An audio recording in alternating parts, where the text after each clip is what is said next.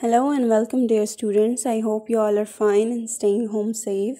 I am your SST teacher, and the book from which we are going to study is the Nicholas Harsberg New Oxford Social Studies for Pakistan. It's the fourth edition for grade 5. So we started unit number 4, History and Rights. And we have studied one chapter from this unit, and that is chapter number 14, The Struggle for Independence, previously. And now we will start our new chapter, that is chapter number 15. And the name of the chapter is Pakistan After Independence. And that is on page number 122. And its work page is on page number 127.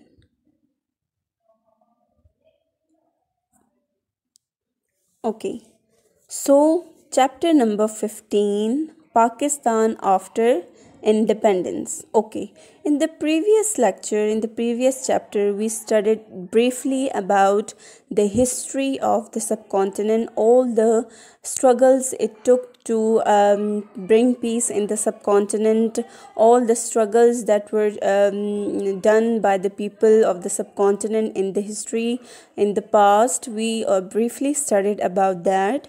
But now in this chapter, in chapter number 15, we will only study about the history of Pakistan, that what happened after the independence. We studied in chapter number 14, at the end of the chapter 14, that after all the struggle, finally Pakistan got the freedom. Pakistan became independent country. So after the independence, what happened? What is the history of Pakistan if we look back into the history of Pakistan? After independence, what happened? We will study in this chapter all the events that took place.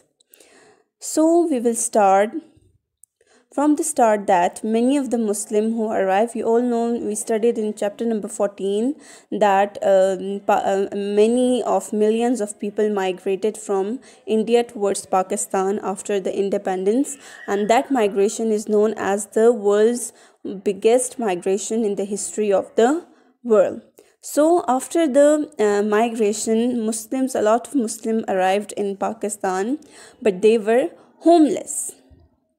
Because it was a new country, and people who migrated there were new here, so they didn't have any home, so they were homeless at the start. They had left everything behind in India and had to start a new life in a new country.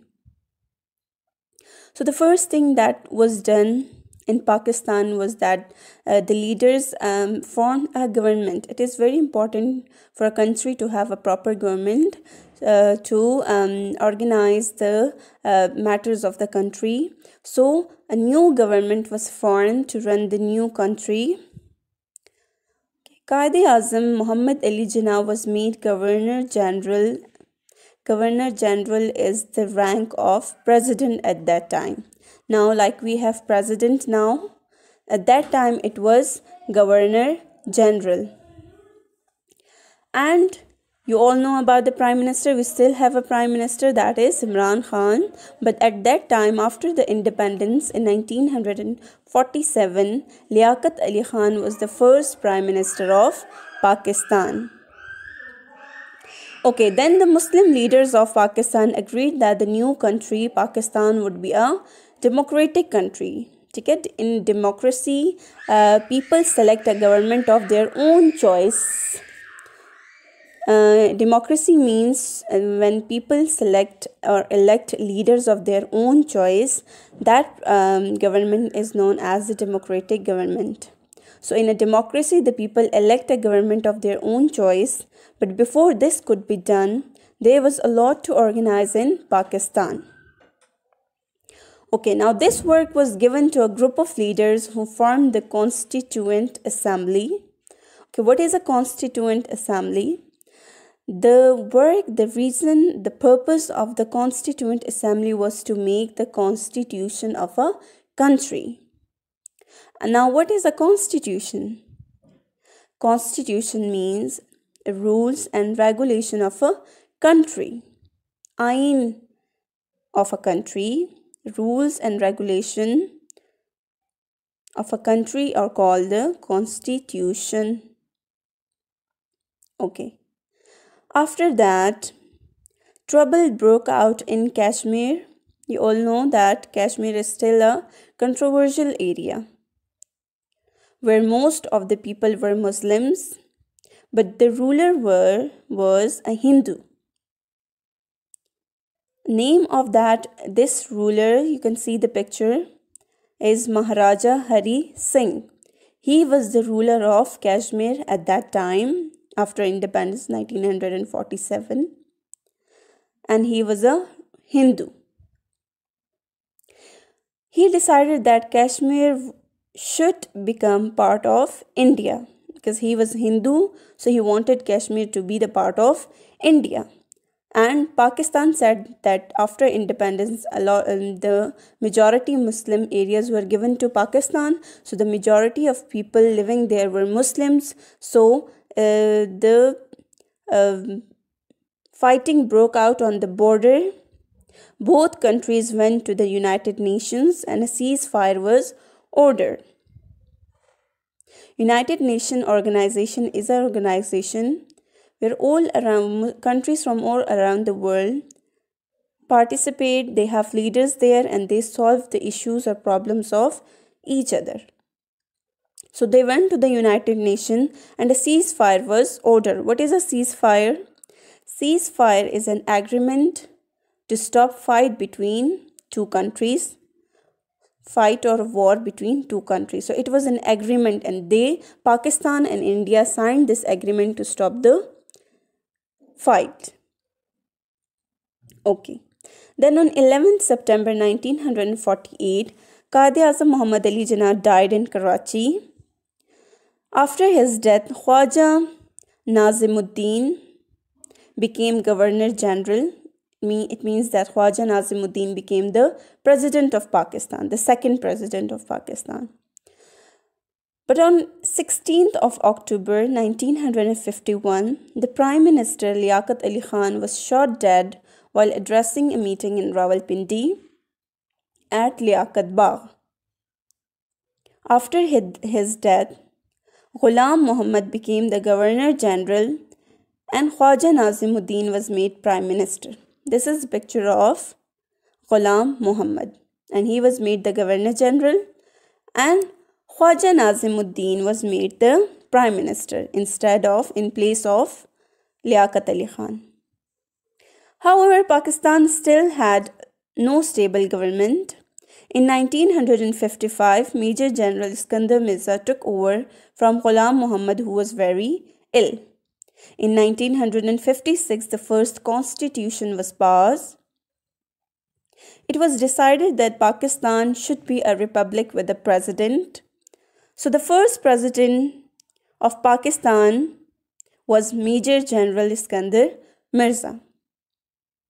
Then in October 1958, Iskandar Mirza declared martial law and the constitution was abolished. Abolished means finished. Martial law means the rule of the army on a country. So General Muhammad Ayub Khan was at that time the commander-in-chief of the army. A cabinet of 12 members selected by the president was formed shortly afterwards. Iskandar Mirza, who removed from office, and Ayub Khan became president. This is the picture of General Ayub Khan. He stayed in power for next 10 years. During Ayub Khan's rule, there were many reforms. A new constitution was passed in March 1962. A law was introduced to redistribute the land. Many new industries were set up. In 1959, the capital was moved from Karachi to the newly established city of Islamabad. Ayub Khan era was known as the Decade of Development. In August and September 1965, Pakistan and India went to war once again over Kashmir. Pakistan put up a strong defense in the memory of which we celebrate Defense Day on 6 September. The fighting was ended by a ceasefire called by the United Nations at a meeting in Tashkent. Tashkent is the name of a place and it is capital of Uzbekistan. At first, people were happy with Ayub Khan reforms, but they did not like the way only a few people had power. The rich became richer and the poor stayed poor. There were strikes and protests all over the land, and in March 1969, Ayub Khan handed over control to General Muhammad Yahya Khan. General Muhammad Yahya Khan remained in power for 2 years. This is the picture of General Muhammad Yahya Khan. Then he held election in 1970. At that time, Pakistan had 2 parts, East Pakistan and West Pakistan. So in East Pakistan, there was a political party named Awami League, and his leader was Sheikh Mujibur Rahman. This is the picture of Sheikh Mujibur Rahman, who is the leader of Awami League in East Pakistan. And he had a very powerful party. And in West Pakistan, a new party called the Pakistan People's Party was formed by Zulfikar Ali Bhutto. This is the picture of Zulfikar Ali Bhutto, and you all must know about People's Party. It's still a very famous political party in Pakistan. So in the elections of December 1970, the Awami League won most of the seats in East Pakistan, and People's Party won in West Pakistan. Sheikh Mujibur Rahman and his party had an overall majority in the National Assembly. So he made certain demands to which the others did not agree. So fighting started in East Pakistan, and once again martial law was imposed to control the situation. Sheikh Mujibur Rahman was arrested and imprisoned. India took control in East Pakistan on 16 December 1971, and a new country called Bangladesh came into being with Sheikh Mujibur Rahman as its president. From this time, West Pakistan became known as Pakistan. So now you know how the Bangladesh got freedom from which country. They got independent from Pakistan. They were part of Pakistan before the war in 1970. They were the part of Pakistan East. They were known as the East Pakistan. But after the war, they became Bangladesh, and the West Pakistan became Pakistan, which is now our Pakistan. So this was all about Pakistan after independence. Half of the topic is covered here, and the rest we will cover inshallah in our next lecture. So before signing off, I will assign you your homework. That is on page number 127. Work page. Exercise A. Complete the timeline by writing the events against the dates below. So here, complete chapter dates are given, but you will only find out those dates till which we have covered today. In that topic which we have covered today, you will fill these dates and the events that took place on these dates. Okay, this is your homework. So your homework is do work page exercise A, page number 127 on book, plus you will do the reading of chapter number 15, page number 122 plus 123. So this was all about today's lecture. Stay home, stay safe. Till next